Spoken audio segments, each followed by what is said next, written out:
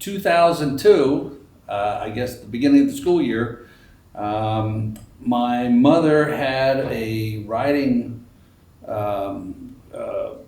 student that said, "Hey, you should really check out this program at Wissahickon High School. They're doing these great giant robots." And right away, Peter and I thought that this would be a great idea and maybe a good thing for Chestnut Hill Academy at the time, Spring and Springside at the same time. So my motivation was actually predicated on the summer before, when I was responsible as the head of technology for installing our fiber optic network within the school.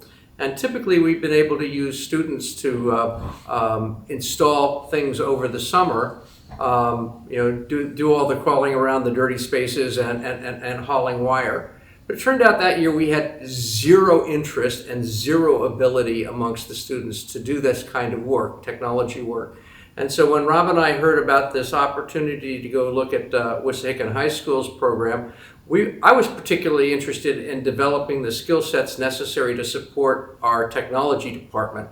And in fact, this is what has come to pass, where we have developed the skill sets necessary amongst our students to be true participants in our technology department. Now, we have both moved on from technology into doing engineering and robotics full time, but the skills are still there. And it's important to remember that that was sort of the underlying motivation for what we were doing. And so we went to see Wissahickon High School's Ramp Riot competition in the off-season event. Yeah, fall of 2002, and we're just awesomely impressed by the level of engagement of the kids in the process. Right. This was the thing that surprised us about the first program, was the commitment of the students to what they were doing. And so we came back. Frank Steele was head of Chestnut Hill Academy at the time, and spoke to him about our desire to start a program at CHA and Springside, because we were a coordinate program at that time. And the obstacle was that it is very expensive. The first check is $5,000, and we didn't have a budget for that. And Frank didn't have a budget for that. We literally had to go to the Board of Trustees and say, "Hey, we think this is a really good idea. Would you support this?" And we got endorsement and financial support from members of the board, to the point where we were able to commit to beginning the 2003 season as full-fledged members of the first organization. So that first season, good grief. Oh my God. We were underfunded, no place to build, and yet we had the power of about 8 kids that were so excited. So excited, and you just can't stop that kind of enthusiasm. So let's talk about the game a little bit. In early January, the way this works is we get a game, yep, and we find out roughly what our robot has to do. And we also find out the rules that we must conform to in terms of the hardware, the software, and the size, weight, and other dynamics that we have to observe in order to be able to play the game.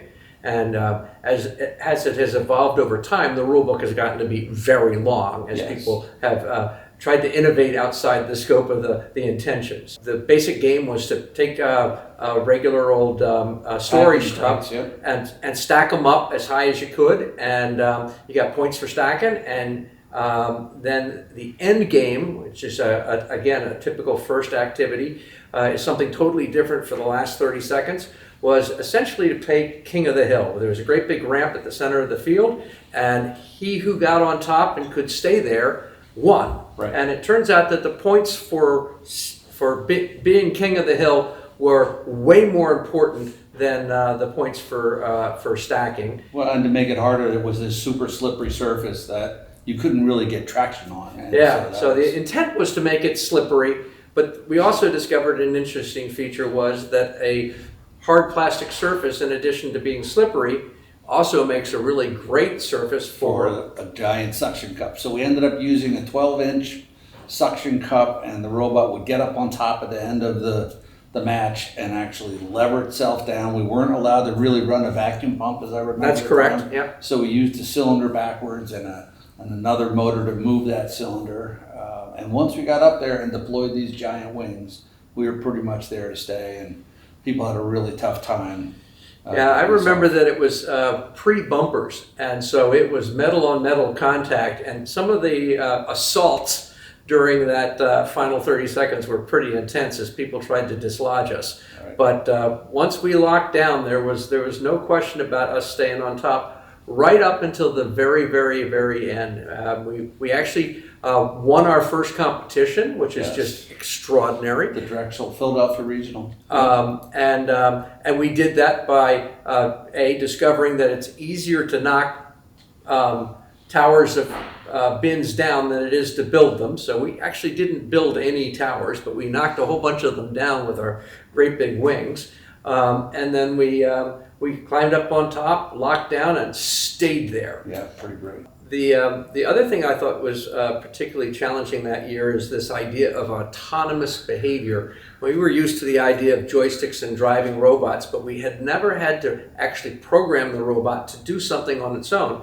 And it turned out that the challenge that year was, in retrospect, quite simple. We had to drive out, turn 180 degrees, and drive up a ramp and knock a stack of bins over that were placed at the top of the ramp.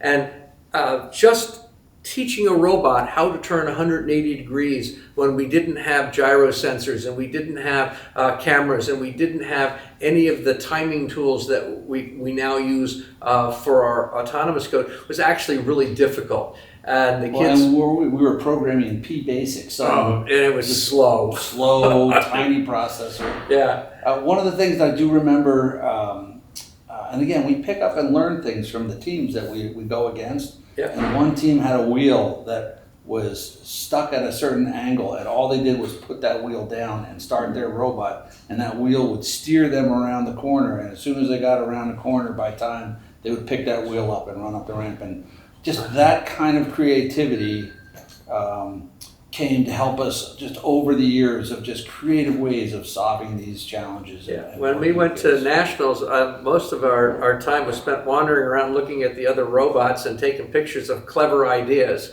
that found their way into future projects. I seem to remember that angle wheel showing up a couple of years later. Yes, it did. Yes, it did.